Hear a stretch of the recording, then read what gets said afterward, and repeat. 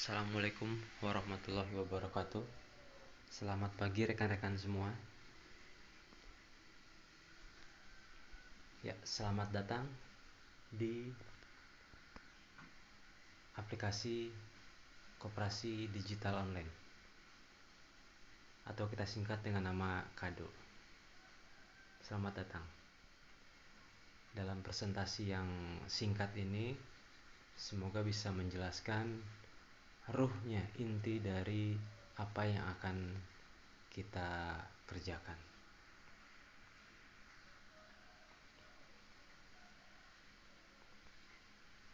Konsep Kado, Koperasi Digital Online untuk driver online ataupun driver offline.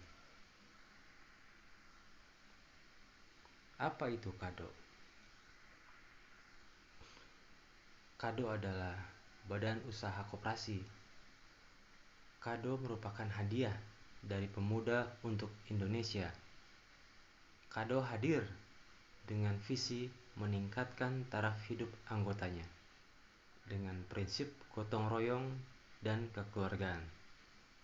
Kado memiliki misi membangun ekonomi kerakyatan dari hulu sampai ke hilir.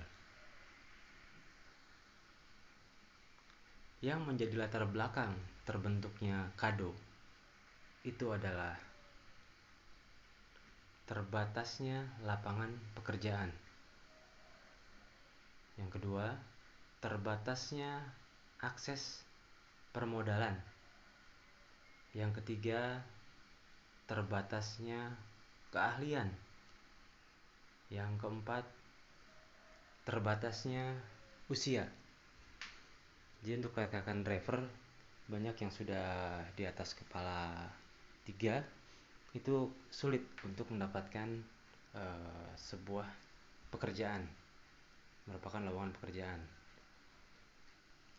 Lalu driver online itu rata-rata driver itu kendalanya salah satunya adalah dari cuaca, baik itu cuacanya terlalu panas, cuacanya hujan, itu menjadi sebuah kendala bagi kita driver untuk mendapatkan sebuah penghasilan. Lalu ada kendala di kendaraan. Saat perlu maintenance di kendaraannya, maka pada saat kendaraan di maintenance, kita tidak bisa mendapatkan penghasilan. Lalu amit-amit jika terjadi sebuah kecelakaan, maka dalam rentan waktu yang cukup panjang, kita pun tidak dapat lagi mendapatkan sebuah penghasilan. Sedangkan kebutuhan kita tuh terus ada sepanjang waktu. Yang terakhir, ada kendala dalam kesehatan. Jika saat kita sakit, tidak bisa on beat, tidak bisa mencari nafkah, maka kebutuhan kita itu siapa yang akan menutupi? Itu menjadi sebuah kendala juga yang harus kita pikirkan bersama-sama. Dari kendala-kendala yang ada tadi, yuk kita coba pahami dulu mulai dari kebutuhan pribadi kita sendiri. Apa sih kebutuhan kita itu? Salah satunya yang bisa saya kategorikan adalah kita perlu top up saldo driver kita perlu kuota, terus di rumah untuk membayar listrik, air, maintenance kendaraan, dan kita pun harus membeli kebutuhan rumah tangga kita seperti sembako dan yang lain sebagainya. Pada saat barang dan jasa itu kita bayar, entah kawan pahami ataupun tidak pahami, saat kita bayar biaya pokok kebutuhan itu pasti ada yang namanya biaya admin atau sebagai margin keuntungan. Nah, jika kita telah membayar biaya pokok plus biaya admin tadi, maka saat terbayar kita baru bisa menikmati barang dan jasa tadi yang kita butuhkan. Nah, lalu sebenarnya biaya admin ini atau keuntungan ini tuh milik siapa? Itu dimiliki oleh penyedia layanan. Bisa nggak kita itu menikmati biaya adminnya atau keuntungannya dari yang kita beli? Jadi kita kalau beli belanja sesuatu itu, belanja kebutuhan kita itu, kita tidak hanya mendapatkan barang dan jasa atas barang yang kita beli, tapi kita pun mendapatkan lagi sebuah keuntungan. Bisa ternyata. Bagaimana kita menikmatinya? Kita harus menjadi seorang pemilik. Artinya kita harus punya modal, kita harus punya keahlian. Dan itu menjadi sebuah kendala bagi kita semua. Ataupun kita punya keuangan yang cukup, modal, nanti dikonversikan ke dalam sebuah saham, sehingga saham tadi masuk sebagai investasi ke penyedia layanan. Itu pun kan kita menjadi sebuah kendala. Itu kalau hanya ada satu orang yang membeli. Bayangkan jika ada 2 orang, 3 orang, 4 orang, 5 orang, 6, 7, 10, 100, 1000, 10.000 orang, 100.000 orang, maka berapa biaya admin yang terkumpul? Coba di situ kawan-kawan, rekan-rekan pahami, difikirkan kembali, berarti itu adalah jumlah yang cukup luar biasa. Bisa untuk ngebantu rekan-rekan kita yang dia sakit, atau dia ada kecelakaan, atau kendaraannya rusak. Kita bisa saling membantu. Maka di sini konsep kita adalah gotong royong, kebersamaan. Lalu bagaimana kado itu bekerja? Kado, koperasi digital online, itu membentuk usaha atau kita membuat kemitraan dengan badan-badan usaha yang lain untuk memenuhi kebutuhan anggotanya. Maka dalam rangka membentuk usaha dan membentuk kemitraan, maka kado nantinya akan membentuk usaha-usaha. Usaha 1, usaha 2, usaha 3, usaha 4, usaha 5, usaha 6, dan seterusnya. Ini contohnya adalah kalau usaha 1 kita dimulai dengan PPOB-nya, usaha kedua kita mulai dengan perbengkelannya, usaha ketiga kita mulai dengan wasardanya, warung serba adanya, mungkin semi grosiran seperti itu. Lalu ada simpan pinjamnya, kita rapihkan di sana setelah permodalan cukup. Itu adalah usaha-usaha di sini yang akan terbantu. Nah, dalam membentuk sebuah usaha-usaha ini, jelas pastinya kita akan butuh lagi namanya orang-orang. Akan ada lagi lapangan pekerjaan. Jadi untuk kawan-kawan yang sudah usianya, mohon maaf ya, sudah expire untuk melamar pekerjaan, kita harus membentuk sendiri lowongan pekerjaan itu. Kita harus membentuk sendiri, kita harus membangun sendiri. Tapi membangunnya dengan konsep kado ini, kita nggak akan sendirian. Kita bersama-sama, kita berkumpul, kita bersatu di sini, Kang. Lalu usaha-usaha tadi, kalau kita bangun usaha, kalau nggak ada yang beli, kan nggak akan berjalan usaha itu, Kang. Tapi kalau kita bersama-sama dalam kado, nanti saat kita membangun usaha, siapa yang akan membelinya? Yang akan membelinya di tempat usaha-usaha itu, usaha-usaha kita, yang akan membeli adalah anggota kita sendiri. Karena ini adalah sebuah kebutuhan. Dan kalaupun kita misalkan kita buka warung gitu ya, selain anggota kan masyarakat sekitar juga ikut beli. Sehingga dengan adanya transaksi tadi, itu akan menciptakan sebuah biaya admin yang tadi, sebuah margin tadi, sebuah keuntungan itu yang akan kita dapatkan. Maka keuntungannya itu akan dikelola oleh kado. Nanti dari kado setelah dikelola, itu akan dikembalikan dalam bentuk SHU-nya. SHU-nya akan kita turunkan setiap bulan. SHU-nya akan kita turunkan setiap bulan. Sehingga kawan-kawan yang tadi terkendala yang saya jelaskan di awal, dia masih bisa mendapatkan terbantu, setidaknya sedikit terbantu untuk memenuhi kebutuhan dia. Di sini kado itu mengedepankan prinsip kelayakan atau kepatutan. Artinya, dalam pembagian persentase SHU itu harus lebih besar ke bawah daripada para pengelolanya. Jadi, jika usaha 1, 2, 3 itu pengelolanya sudah kategori cukup gitu ya, maka kelebihan keuntungannya itu tidak akan dimiliki oleh kepala usahanya. Itu semua harus diangkat lagi ke atas, dikelola oleh kado untuk diturunkan kembali kepada anggotanya. Jadi anggotanya mendapatkan penghasilan yang harusnya lebih besar.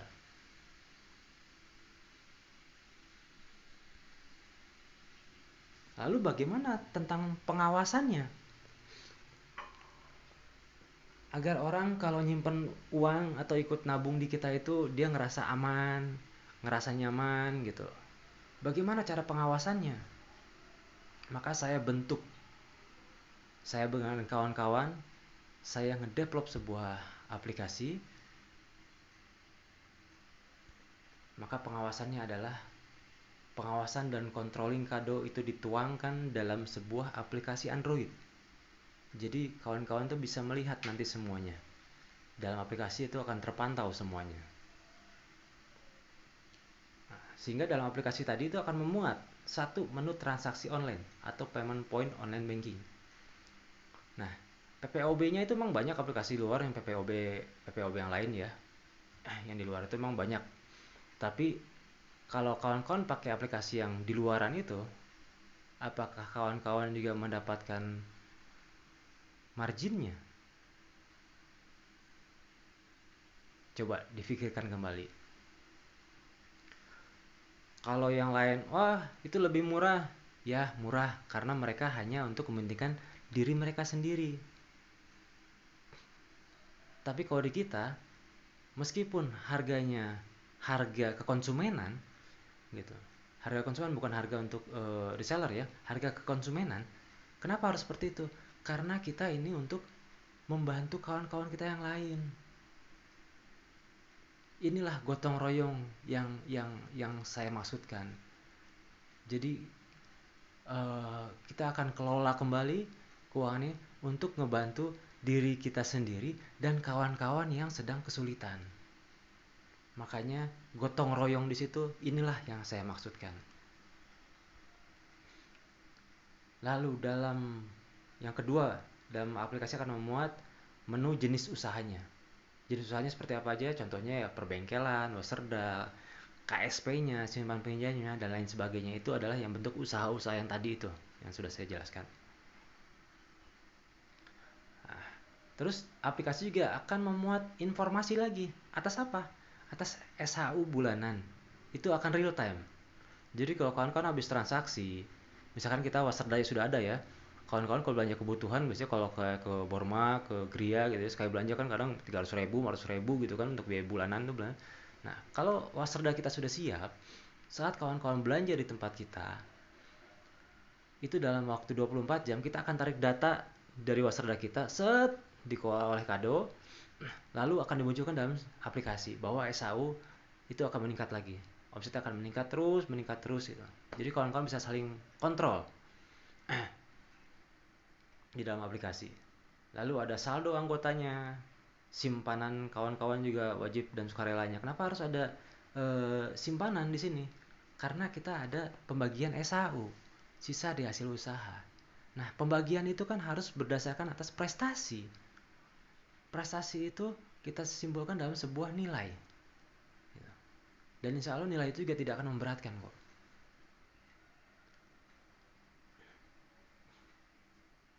Lalu ada total simpanan anggota. Jadi total keseluruhan anggota itu semuanya ada berapa jumlahnya yang dititipkan di koperasi itu ada di dalam aplikasi. Jadi semuanya itu terpantau. Karena saya juga tidak mau ada keuangan terlalu menumpuk di pengelolaan di atas, makanya SHO itu akan saya turunkan terus setiap bulannya.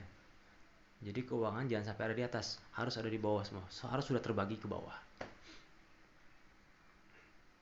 Maka kesimpulannya adalah dengan bersatunya kita kawan-kawan, 28 Oktober 2023, Hari Sumpah Pemuda.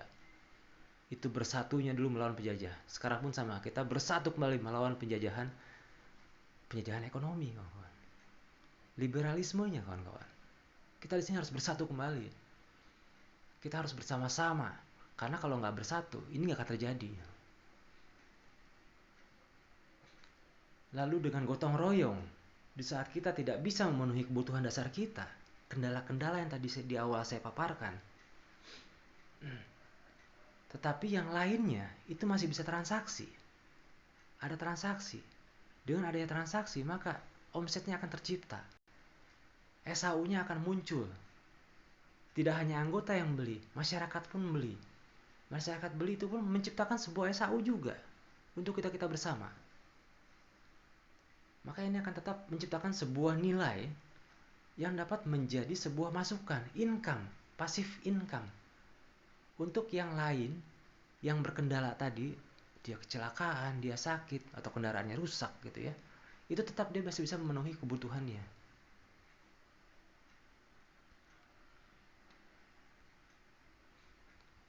Maka di penutup ini, mari kita bersama menciptakan hari esok yang lebih baik. Coba kawan-kawan ingat beberapa tahun ke belakang, waktu ada zamannya COVID-19, kita dipaksa 2 tahun. Dipaksa 2 tahun untuk berpuasa. Setelah lepas puasa 2 tahun, apa yang terjadi? Kita nggak ada hasil apa-apa, kawan-kawan. Kita startnya dari nol lagi semua, tapi nggak ada hasil yang terlihat. Karena apa? Kita nggak ada karya. Tapi dalam kado saat ini, saya membuat sebuah platformnya. Saya buat sebuah sistemnya. Saya mengajak kembali kawan-kawan, ayo kita puasa lagi 2 tahun ke depan. Tapi dalam masa puasa kita 2 tahun ke depan, kita ada karya yang sedang kita kerjakan. Bayangkan aplikasi ini jika dalam waktu setahun, 2 tahun ke depan menjadi sebuah aplikasi yang viral.